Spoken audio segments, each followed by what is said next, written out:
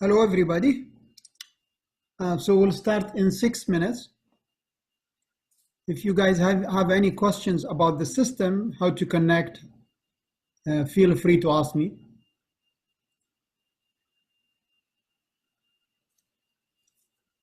Let me check the WhatsApp group if somebody have a problem.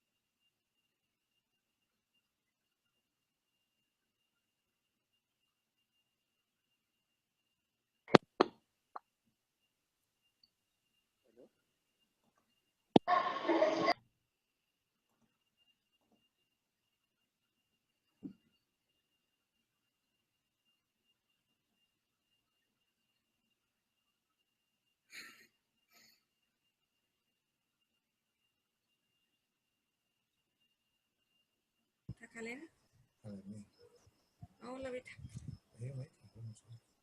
ما بيضحكش علينا Mason, do you hear me?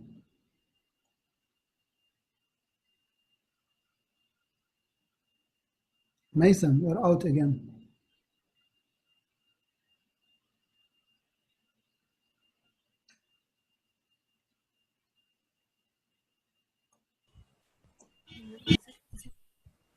لا ينجز قول له Okay, Mason, I will give you the control, okay?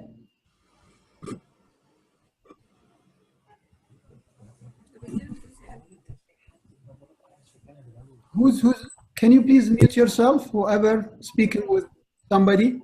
Hello? Hello? Hello, can you mute yourself, please? Hello? Can you mute yourself, please?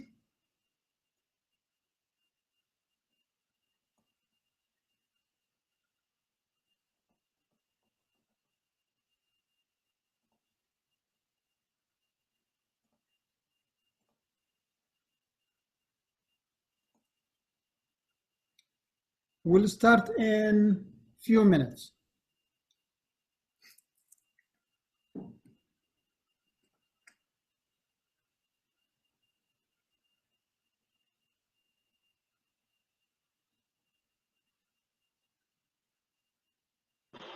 Hi, sir.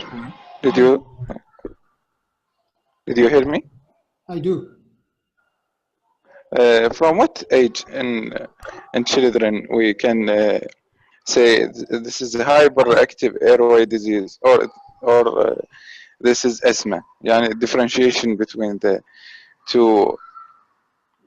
Okay. Well, this is not the purpose of today's talk, but we can answer that question at the end, not now. We will talk with you at the end of the presentation. But this today is about asthma that need to go to PICU, not in the emergency, not at home, not in the ward.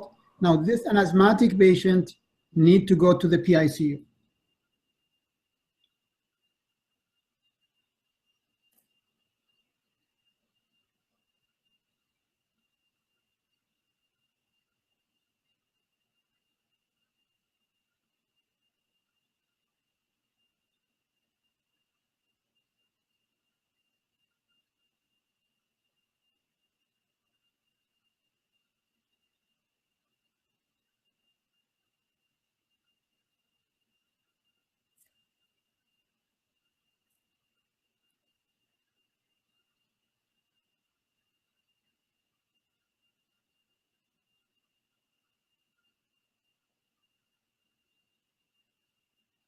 One more minute.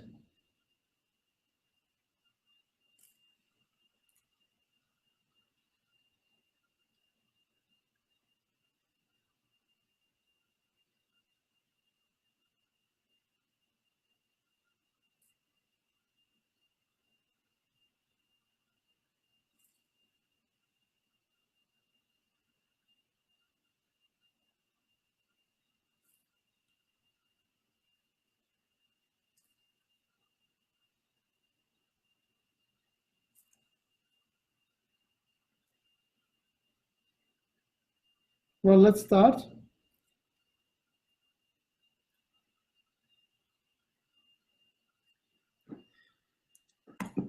So hello everybody, my name is Dr. Yahya Ithawi. I am a neonatologist and a pediatrician, and this is an episode of a series of presentations about acute pediatric care. And today we will be talking about acute severe asthma, exacerbations that need to go to PICU, of course in children. So the objectives of today's talk is we'll do some introduction and we'll assess the severity and the risk factors, and we'll talk about general principles of the management, what we will do before we connect to the ventilator, what's the drug that we will use, and what about the invasive and supportive care when the patient improves, how we will step down, and how we will transfer, and what's criteria using to transfer back the patient from PICU, whether to the ward or outside, and we'll also talk about some complications. So there is about 500,000 admission of asthmatic patients to PICUs around the world. The mortality of patients who are admitted to an ICU because of acute severe asthma is probably less than the adult. The hallmark of asthma is inflammation, mucus production that result in blogging with a bronchospasm, which lead to severe airway obstruction, and then at the end you get respiratory failure, both hypoxia and hypercarbia.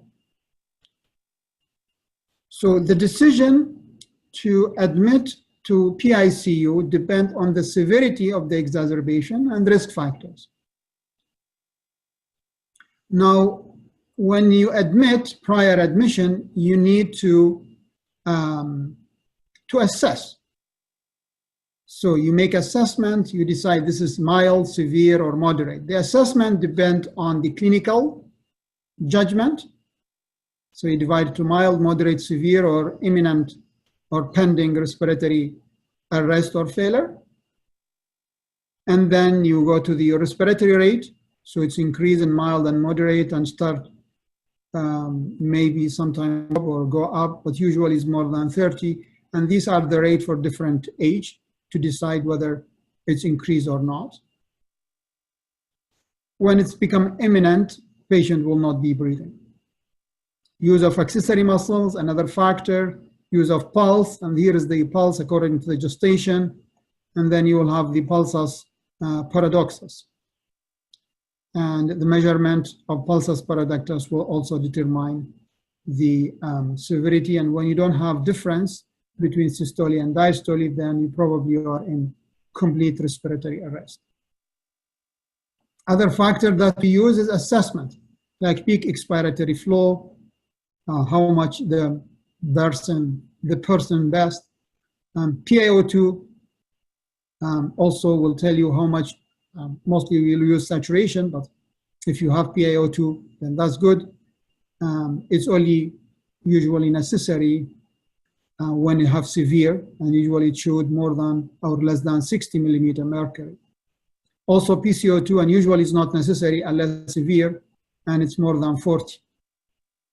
The saturation, and these are the grade of severity dependency. You have also blood pressure.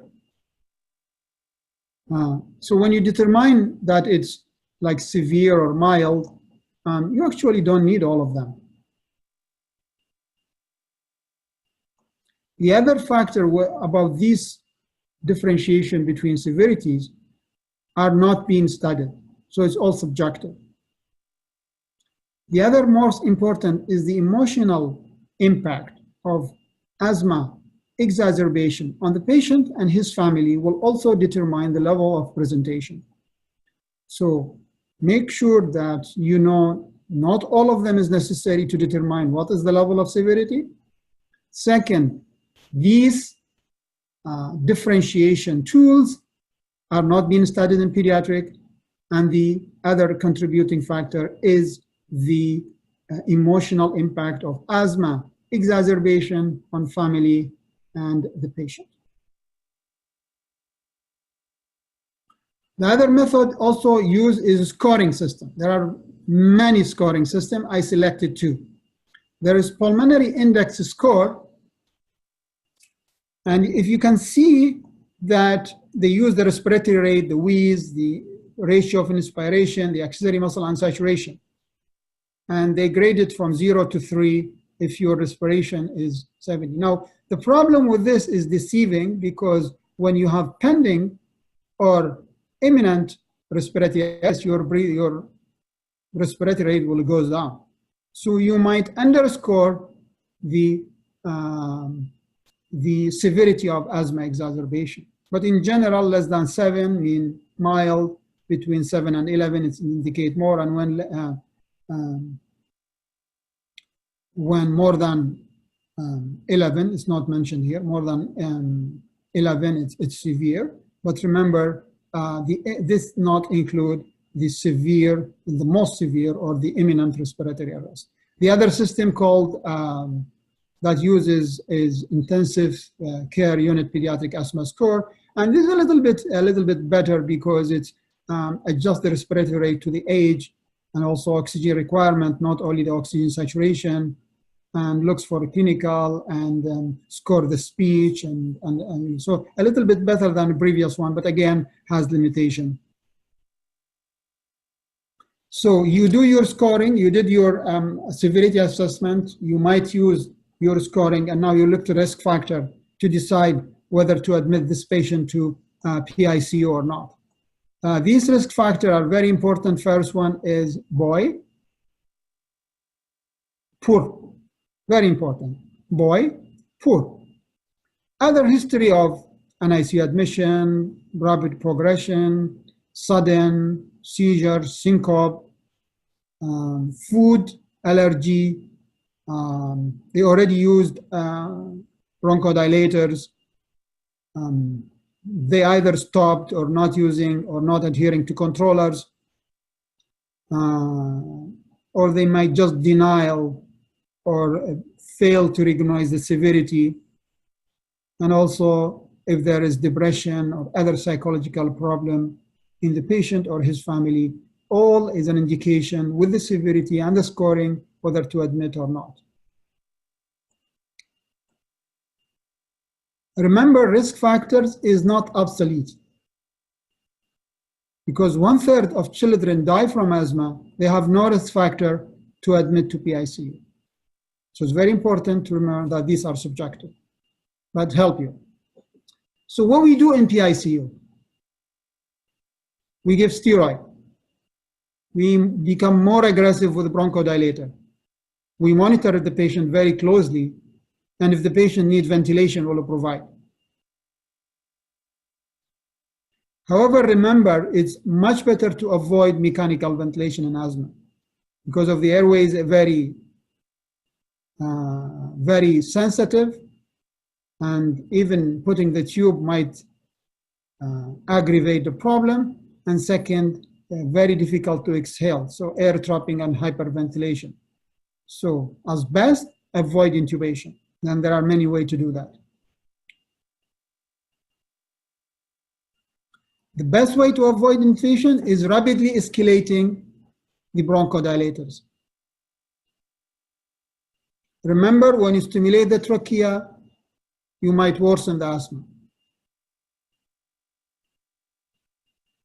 Non-invasive mechanical ventilation and PPV are very important steps to ease working of breath and avoid mechanical ventilation.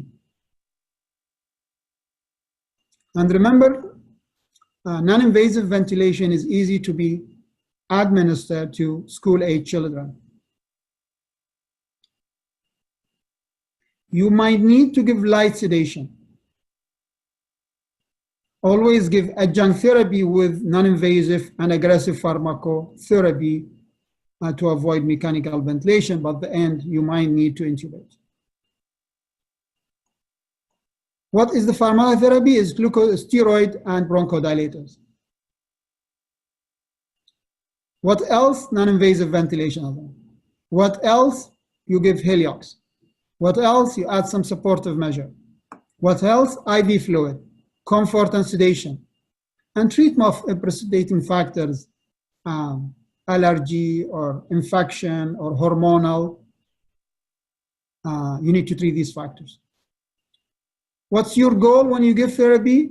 Is adequate oxygenation, adequate saturation, adequate PiO2, and adequate ventilation, low CO2. Again, administer steroid and aggressive bronchodilator therapy.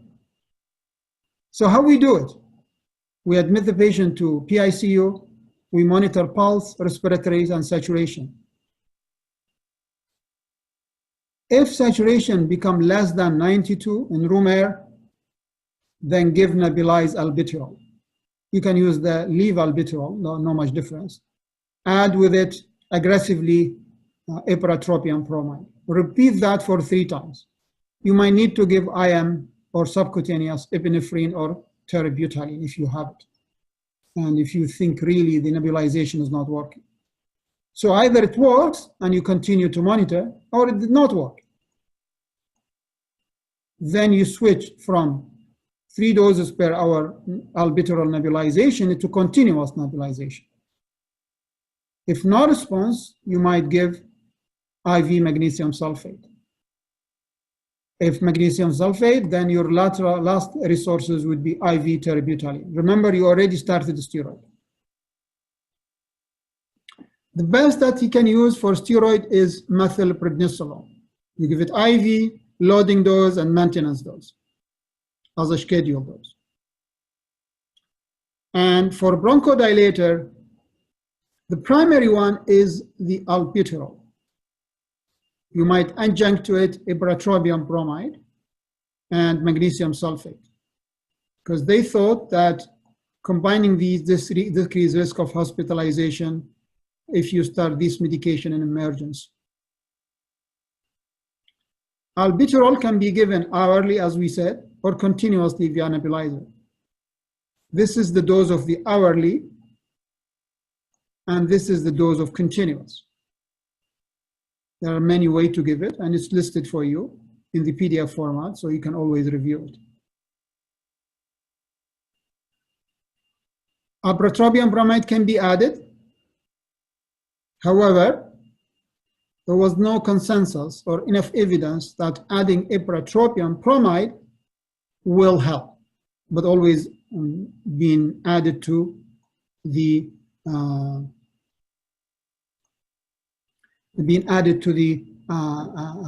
albuterol. And these are the doses, whether you're using nebulization and metered dose inhalation. And remember, metered dose inhalation is as good as nebulization, even if it's not better, because it's mobile, it's portable, no need for support, but you need to. And remember that with the new technologies and with the new enhancers of metered dose inhaler, you can use it in very small babies. So you can use mouthpiece like the bottle, like with a tip, or you can use mask to use metered dose inhaler, as the side effect is much less than the side effect and the technical difficulty and the need for supervision for nebulization. Of course, the dose is different. You have maximum dose, you have minimum dose. If you exceed more than 0.5, you might get paradoxical effect. And these are the doses by nebulization in children. And this is the dose in adolescent. What's the maximum, and you can review the dose later on. The magnesium sulfate, the dose between 25 and 75, it's a very good drug. It decreases the likelihood that the patient will be admitted to PICU, but it should be admitted earlier. So you start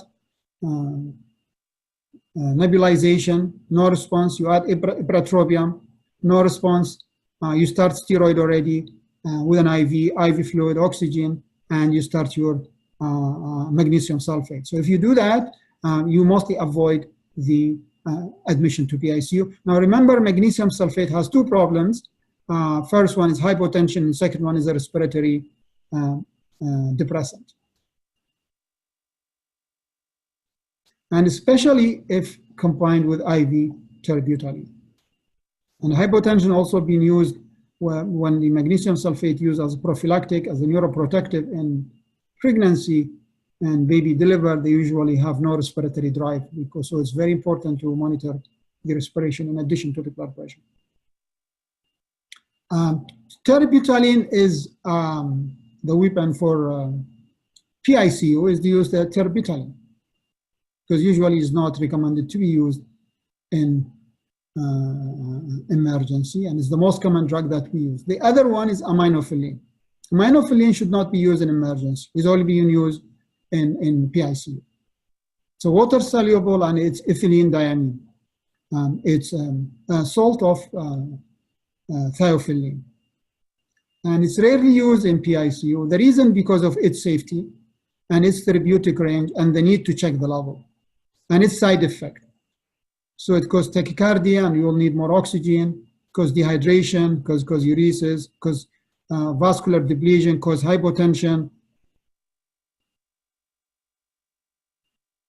The terbutaline IV is you start with loading dose over 10 minutes, and then you infusion. Usually the max is 5 to 10. The mean of terbutaline is 0.5 mic per kg per minute.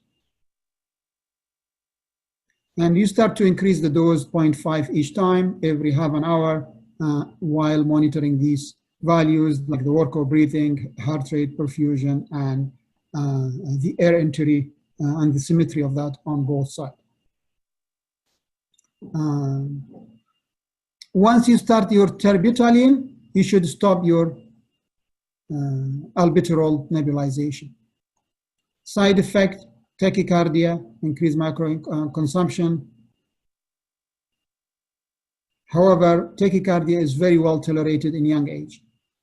You might give fluid boluses to avoid the tachycardia, and you may check the troponin and do ECG in adolescent, pre-adolescent to monitor the decrease in oxygenation and cardiac myopathy and maybe MI, myocardial infarction. The side effect of terbutaline, in addition to the tachycardia and deoxygenation to the heart, is hypotension, hyperglycemia, hypokalemia, and arrhythmia. The aminophylline and the thiophyllene is rarely used, and as we said, because of its side effect, and it's a methylxanthine, which is phosphodiesterase inhibitor.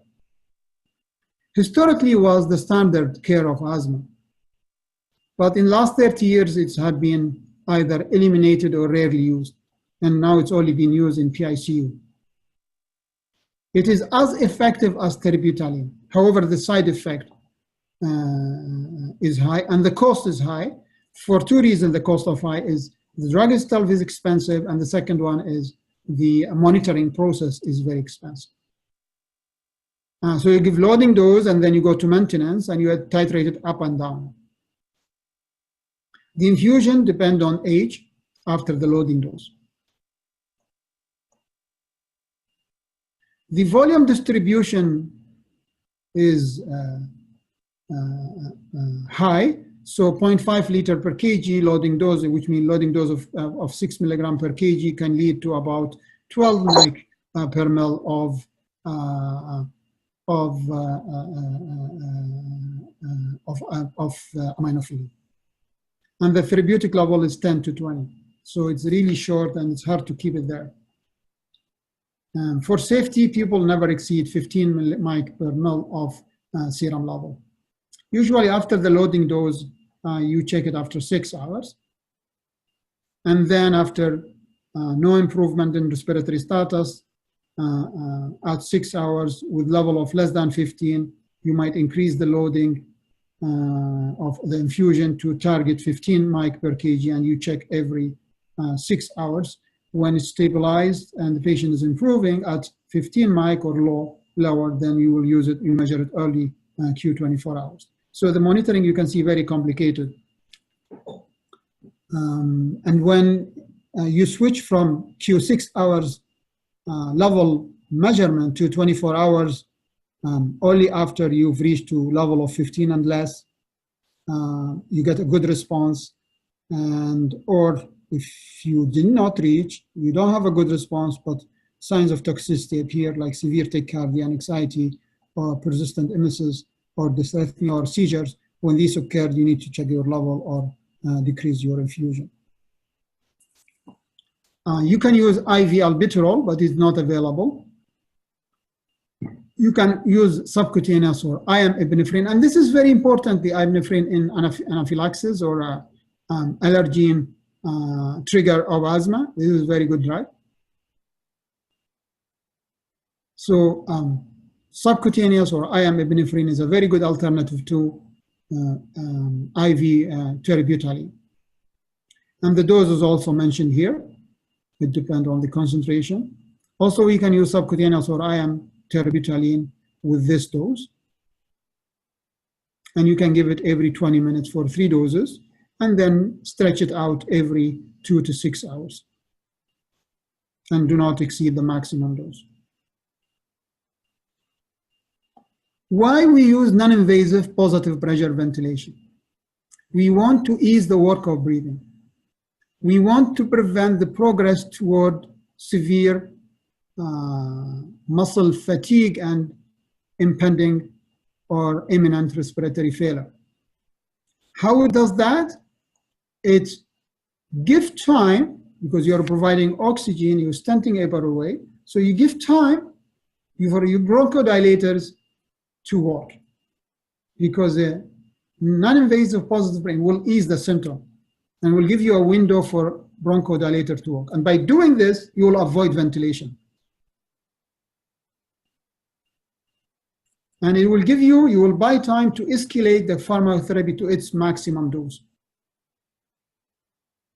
So non-invasive positive pressure ventilation can be used in all pediatric age and even in adult, in neuromuscular disorders, in cystic fibrosis, in bronchiolitis, and in status asthmaticus. You can use either CPAP, plain positive airway pressure, or you can use bilevel CPAP. Use of facial mask is the most common way to use CPAP or BiPAP. However, remember, when you use non-invasive ventilation, your patient should be awake, cooperative, has patent airway, can manage his secretion, and he is breathing spontaneously. Babies and young children, less than 4 years, they might need a little bit of sedation to help them avoid the panic of putting something on their face. How does CPAP work? It's a temporary measure. It eases the work of breathing. It provides better oxygenation, weighting the benefit of pharmacotherapy. And because of mixing it with pharmacotherapy, you can avoid lots, down to like 1% that they need intubation. So it's very important tool to use. Remember, bronchospasm with mucus production cause airway obstruction. And that's cause increased airway resistance. And that's cause increased expiratory time. That's lead to air trapping. And when you have air trapping, and when your breathing starts to end, and the new one starts, your pressure graph will not go to PEEP level. So this is breathing here, ending, another one starts before it goes back to CPAP. So the difference between PEEP and the start and the end of 2 breaths, successive breaths, what we call it auto CPAP. And when auto CPAP happens, you will have air trapping and dynamic hyperinflation, because it will escalate more and more. And one of the big important issues in asthma treatment is auto PEEP, and which lead to increased work of breathing, because it will create negative force for inspiration. Because your PEEP becomes so high, your standard PEEP and your extra PEEP is due to meeting of 2 successive breaths, and the patient need to overcome that, need suction pressure. So when you put the CPAP, it will stent the upper airway.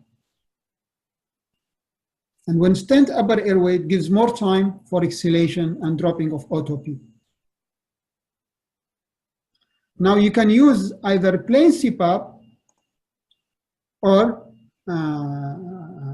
just PEEP or CPAP, or you can use the bilevel CPAP, which include, in addition to EPAP, there is IPAP, because in plain CPAP, you all use the EPAP or the continuous CPAP. But in this one, you have the EPAP and the IPAP.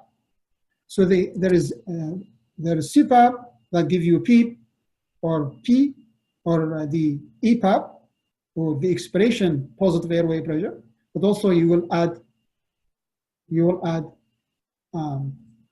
inspiratory PAP, which will help further to decrease the load on the respiratory muscle.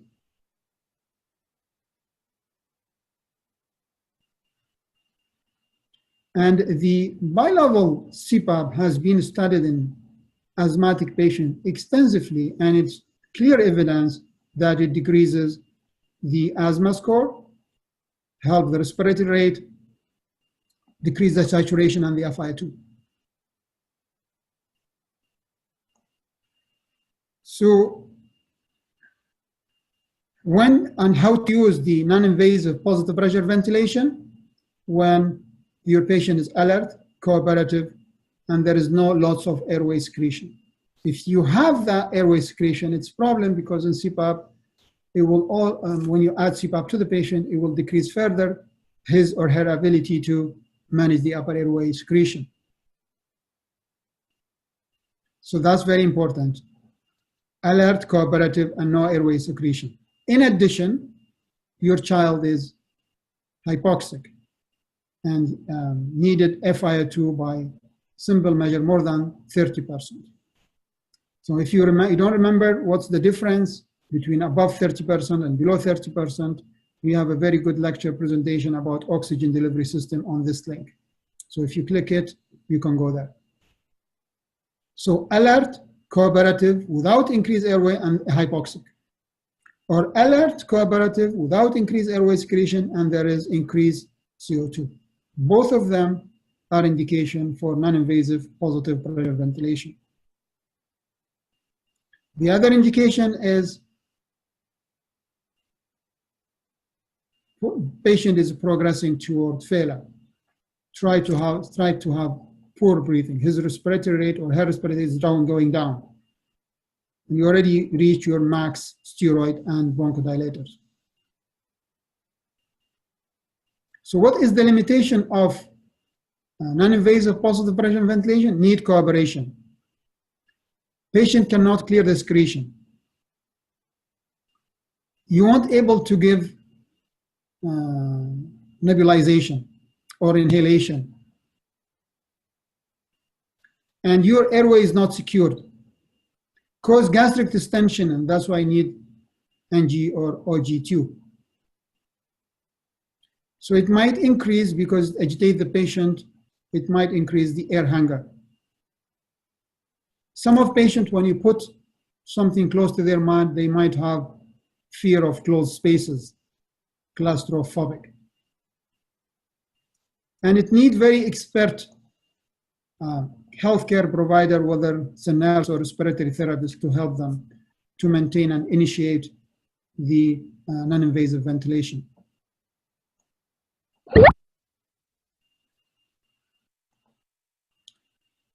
You might need to give a little bit of sedation to diminish the reflux and cough ability and to diminish the respiratory drive. The best that I personally have experienced is dexmedetomidine. It's a very good choice. It's non-respiratory therapist. It's alpha stimulant, and there is alpha IV doses, loading and maintenance by infusion. So it's a really good choice. The other one is, if the patient can take orally, is chloral hydrate. Other drug like Midaz or lorazepam, they have like kind of respiratory depression, so they are not a good choice. So what is the setting? start with CPAP of 5. When you have mild increased work of breathing, or you need more like FiO2 up to 70% to keep the SAT 92, or you have high CO2. So these are increased work of breathing, hypoxia, high CO2. You start with 5. In bilevel CPAP or BiPAP, you add it when there is significant work of breathing, or you need FiO2 more than 70%. You can provide the 70%, we mean either by CPAP or by face mask or non-breathing mask, and especially if your CO2 going high. Because when your CO2 is high, the CPAP, plain CPAP won't help because you have no breathing. Remember, always CO2 is a ventilation. So providing PEEP by CPAP is good oxygenation, but it's not a good, it might help because stenting upper airway might help with clearing the CO2. But if you want to clear, you need to ventilate. And bilevel CPAP is non-invasive ventilation. So when your CO2 is high, the best would be your bilevel CPAP.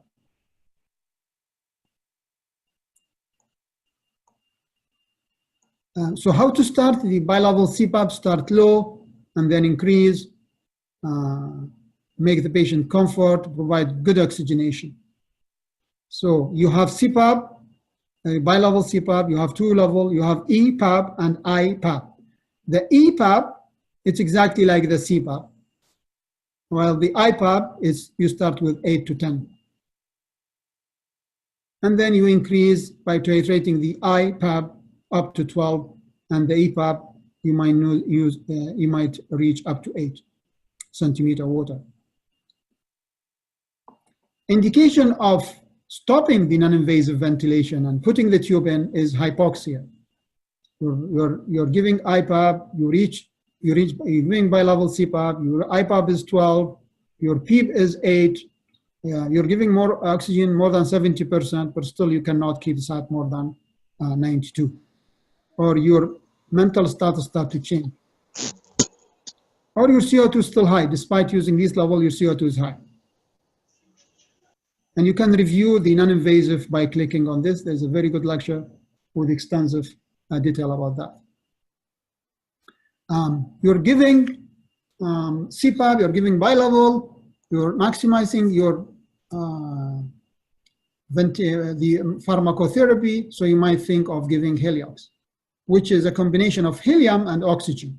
The oxygen should be 20% and the helium is 80%.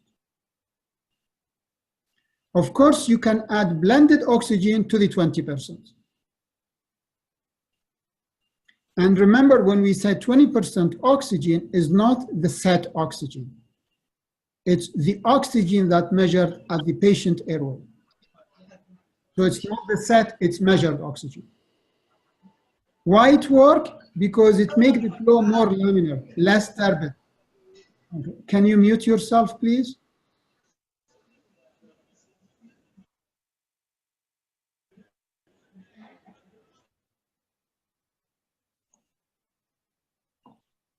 It makes the laminar flow.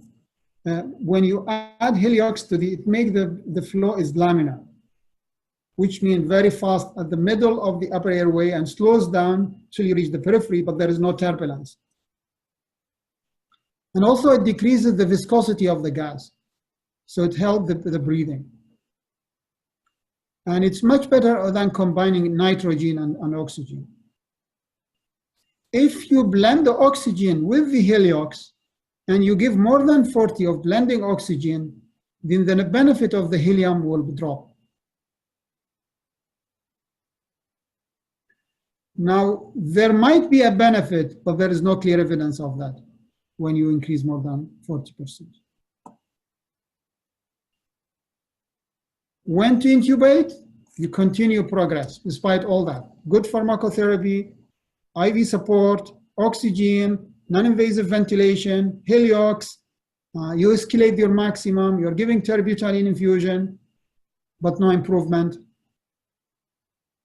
then you need to intubate. Now remember always when you put the ETT in the upper airway of asthmatic patient, there might be deterioration in the first few minutes due to triggering of upper airway obstruction due to hypersensitivity. And there is a very good video of how to ventilate asthmatic patients. You can review it in here by clicking on this link. What other supportive measure? We monitor.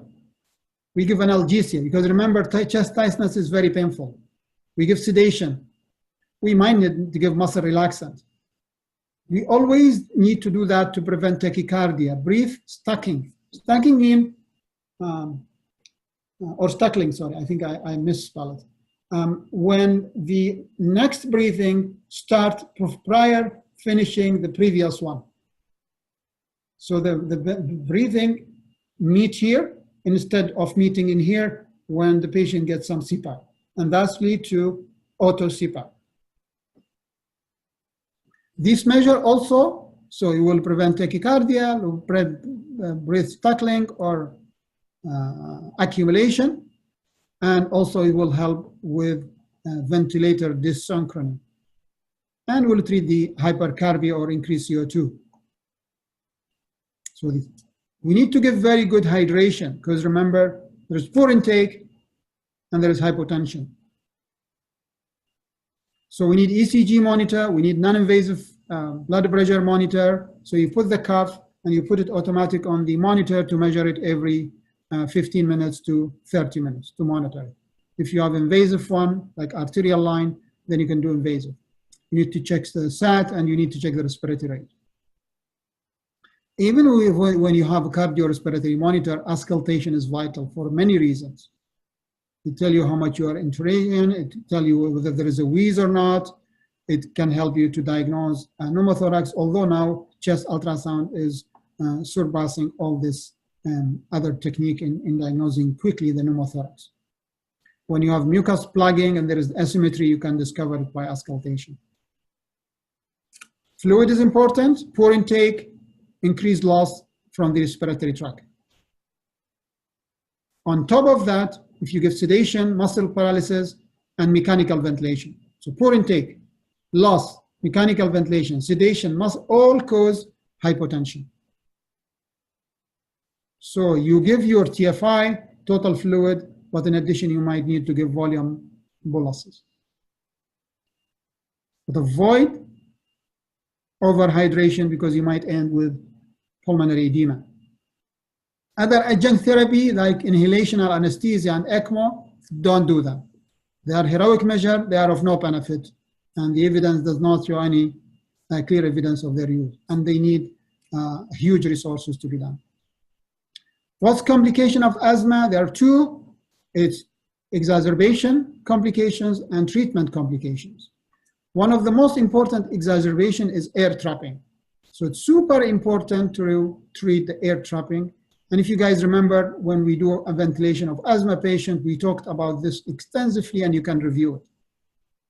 Because hyperinflation can cause chest tightness, frustration, pain, difficulty in ventilation, and it might lead alveolar rupture and pulmonary air leak with interstitial emphysema or pneumothorax or pneumomediastinum or pneumocardia.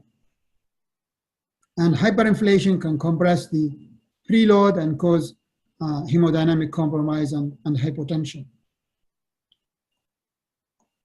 So when patient is intubated, and mechanical ventilation also can cause side effect, which is hypotonia, barotrauma, and myopathy. How we take the patient from the ventilator and from the management, we do it stepwise. So if we are ventilated, we need to extubate to non-invasive ventilation. If we are on non-invasive ventilation, we need to wean. If we are on BiPAP, we dropped it to 8, the IPAP, and the EPAP to 5. When gas is okay, oxygen is okay, we go to CPAP, making sure that there is no work of breathing, no tachycardia, and we're using FiO2 less than 50%. When all that happens, we go to room air, we off the CPAP, make sure that respiratory rate are normal, FiO2 less than 40%. And then we start to wean the medication when we are on room air. We start with desing the terbutaline by weaning it by 0.5 mic per kg. And then we have to transition to nebulizer, which is albuterol. And remember to overlap the nebulizer with the terbutaline. So you start 1 hour earlier prior dosing the IV terbutaline. From continuous terbutaline to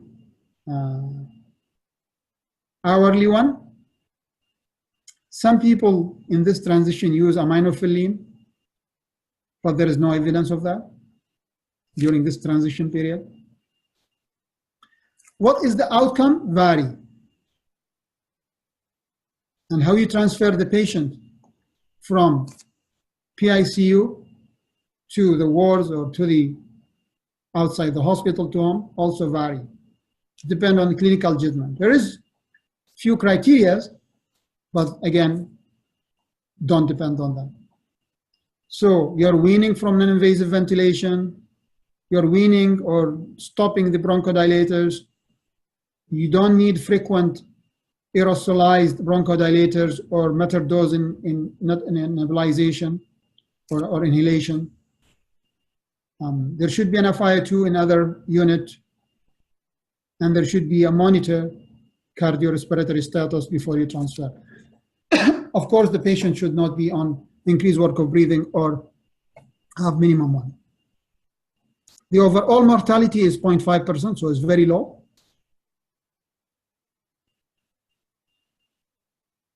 And status asthmaticus who need intubation has a higher mortality. And when you intubate and do mechanical ventilation in an asthmatic patient, then it's an indication that another life-threatening exacerbation might happen. And mostly it's a fatal asthma. Sorry for the misspelling. When you discharge from PICU and asthmatic, we need very close monitoring. So I would say if you send home, another appointment after 3 days, another one after 1 week, and then 2 weeks, and so on until you control. So I am done, and I am open for a question.